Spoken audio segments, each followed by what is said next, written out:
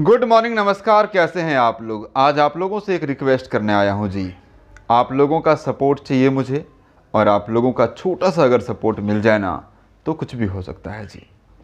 अभी निरंजन पांडे निरुआ और शिल्पी राज का डुएट सॉन्ग रिलीज हो गया है बॉलीवुड म्यूजिक वर्ल्ड पर, जिसका नाम है लंदन के रजाई।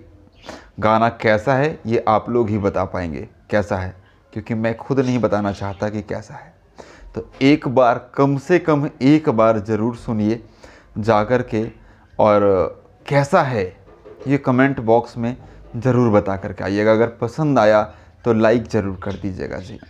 ये आप लोगों से रिक्वेस्ट है, बस इतना सा सपोर्ट मुझे चाहिए, जो आप लोगों से मैं एक हक, एक अधिकार के तौर पे मांगना चाहता हूँ सपोर्ट जी। तो बॉलीवुड म्यूजिक वर्ल्ड पर प्लीज़ विजिट कीजिए और एक बार लंदन के रजाई को ज़रूर सुनिएगा। मनोज आर्यन जी का म्यूजिक बनाया हुआ है, और कैसा है वो तो फिर आप लोग ही बताएंगे, मैं नहीं कहूँगा जी। धन्यवाद।